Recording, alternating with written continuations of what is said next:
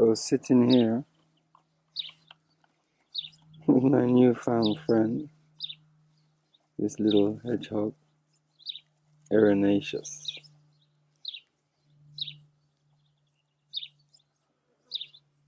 Erinaceous the hedgehog. Very young hedgehog.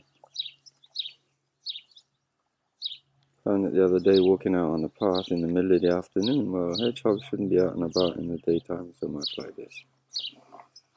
So, whether Erin is an orphan or what, I don't know. Very friendly. No fear. But Erinaceous,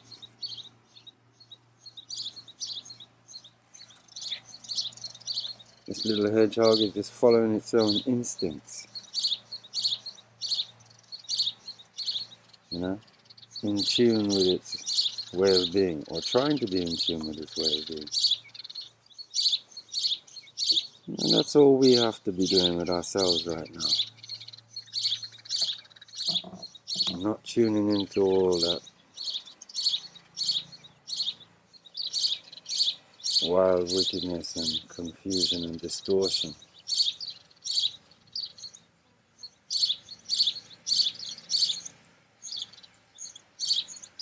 So if we have to learn to be within our nature, we have to learn to be in our place in nature.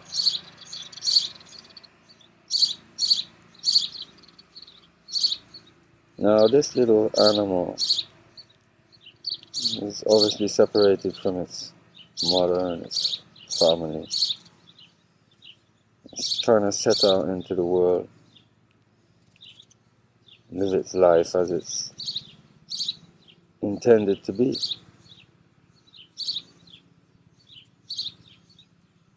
Just like any child stepping forth out into the world. It's a voyage of discovery, exploration, and taking all those chances and all those decisions at one moment or another, whether we're consciously considering it or not, just acting through sheer impulse. The only way we can sit well with ourselves is to find the stillness away from the excitement and aggravation, intimidation of ourselves. And so much intimidation of ourselves happens through projecting outwardly that which is just passing thought through our mind. And even if it's a heartfelt thought,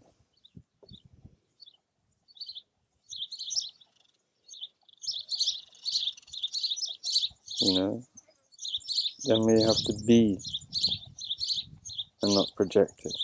Because the projection comes through the being, not the being through the projection.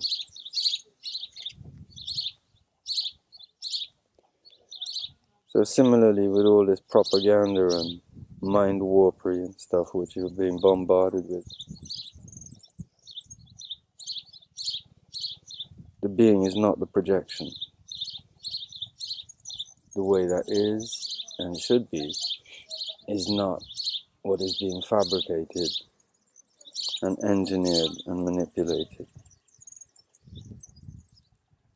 to convince and hypnotize us that that is the only way. It's not the only way. The projection is in the being. If you want to carry forth that which you feel in your heart, then you must be that which you feel in your heart.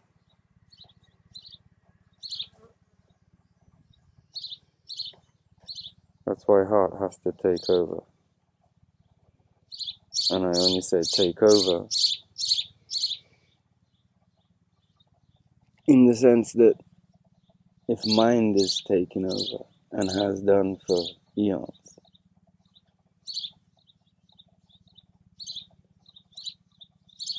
then that is where all the signs come from, and that is where the direction comes from.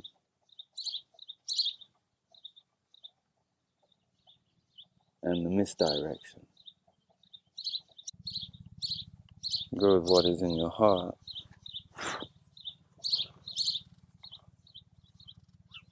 and you will find the direction. But you won't find the direction by listening to that which is being projected upon us. And right now, it's just from minute to minute trying to keep up.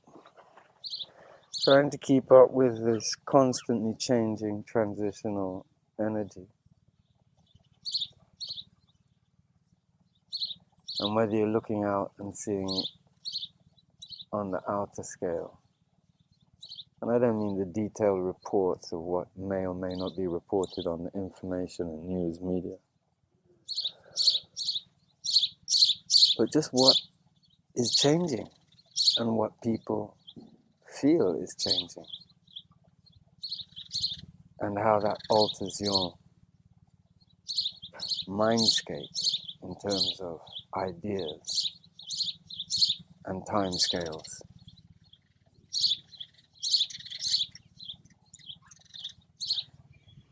Some nice nettle seeds over there need to be harvested.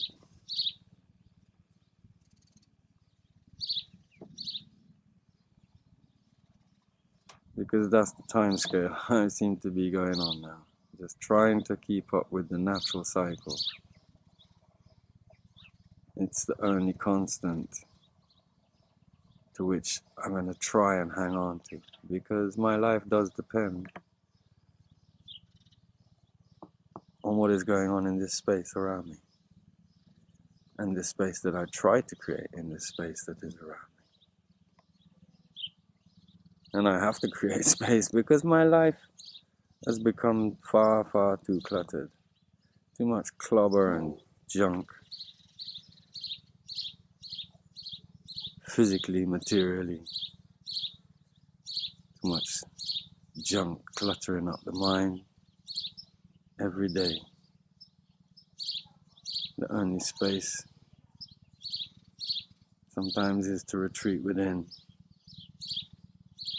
and not create blockage, but create the space to transcend those blockages.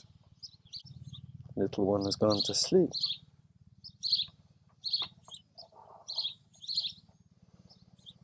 The little one.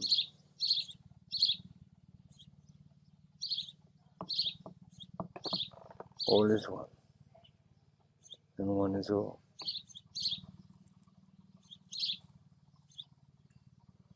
And this little one seems to be content, but I'm a little bit anxious because,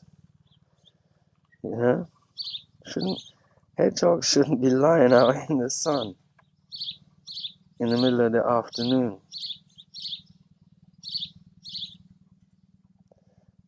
And the only thing is that little cheap Erin here, with the big voice, is now dozing off. Is somehow going through some transitional experience as well. Must be. Trying to cope with this upgrade and this funny changing day-to-day setup. But what it has meant is that our paths have crossed. I can't just sit here all day. Or can I? And that's it. Isn't it? Constantly finding excuses not to do things where we're not doing anything. I find enough excuses not to do the things that I need to do. But similarly, you can find excuses to not do anything, to do nothing. That is to say, to sit and be still and be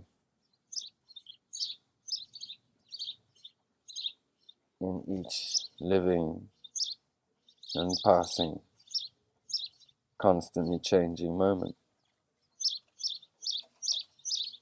so that we can see, hear, feel, touch, taste, and all the other senses to which we are not physically or integrally activated at this time, or that may be present but on a subconscious level. It's still part of our makeup. We just have to uncover it. We just have to recover it.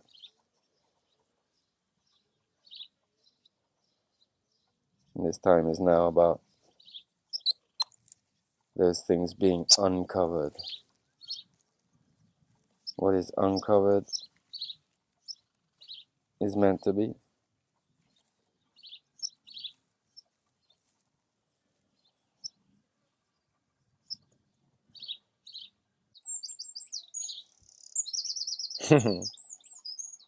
Poor ants.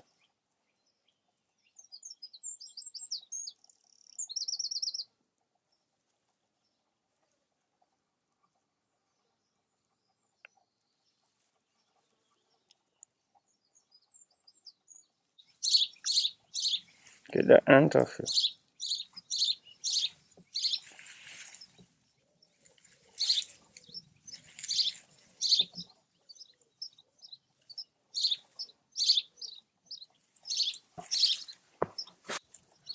Look, go and chill out somewhere, will you?